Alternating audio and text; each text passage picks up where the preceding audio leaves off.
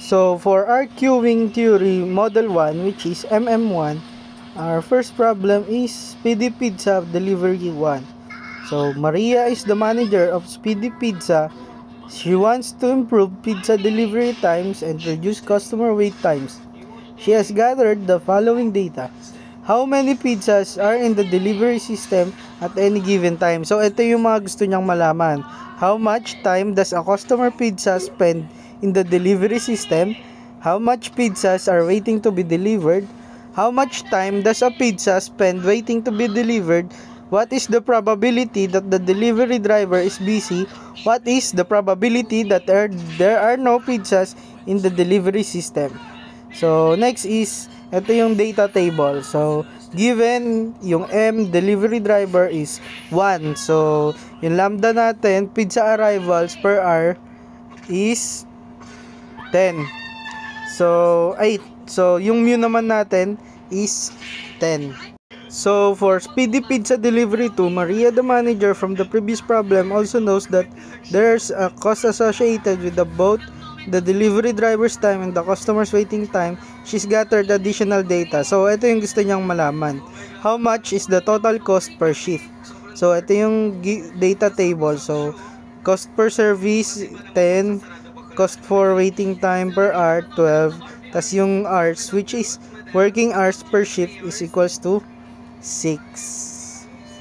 So, yon. So, for us, our first problem, the Speedy Pizza Delivery. Ito yung solution natin doon sa game, sa queuing theory model 1. So, yung M dito is yung pizza delivery. Kung ilan yung nagde-deliver. Yung dito, yung lambda naman is yung arrival, pizza arrivals.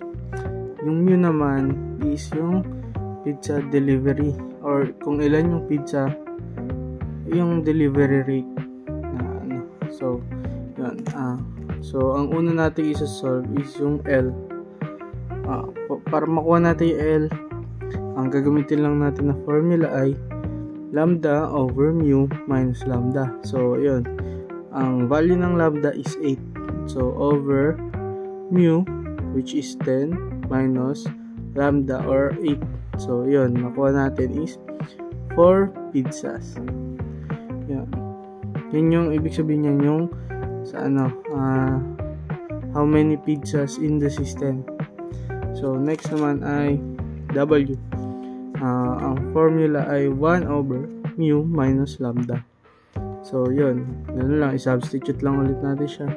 1 over 10 minus 8 equals to 1 over 2 or 0.5 per hour. Yan yung ini-spend ng time sa system. So, next naman is yung LQ. So, para makuha yung LQ is lambda squared over mu times mu minus lambda. So, yun. I-substitute lang ulit natin para makuha yung 3.2 pizzas. Next is WQ. Lambda over mu times mu minus lambda. So, ganun lang ulit. 8 over 10 minus 10 minus 8 is equals to 0.4 per hour. Tapos, next is yung P naman. Para makuha yan yung probability na laging busy. So, para makuha yan is lambda over mu is equals to 0.8 or 80%. Tapos next naman is yung P sub O or yung probability that there is no deliver. Yan. Para makuha yan is 1 minus P is equals to 1 minus yung nakuha natin dito. Ito, 0.8. So, ang sagot is 0.2 or 20%. So, ayan. Ilalagay lang ulit natin siya sa table pag na-solve natin sila lahat. So, yun. Then, after naman yan is kukumputin na natin yung total service cost, total waiting cost, and yung total cost. So, yun. Para ma-solve natin yun is kailangan natin ito. Ito yung cost of service, cost of waiting cost of waiting. Tas ito yung hours kung ilan yung oras ng trabaho ng delivery. So, una is yung total service cost. Ito. Para unang kukunin natin is yung total service cost per hour. Para makuha yan is yung M times cost of service. Yung M dito is yun yung bilang ng kung ilan yung nagdi-deliver. So, bali ilan yung natin? 1, di ba?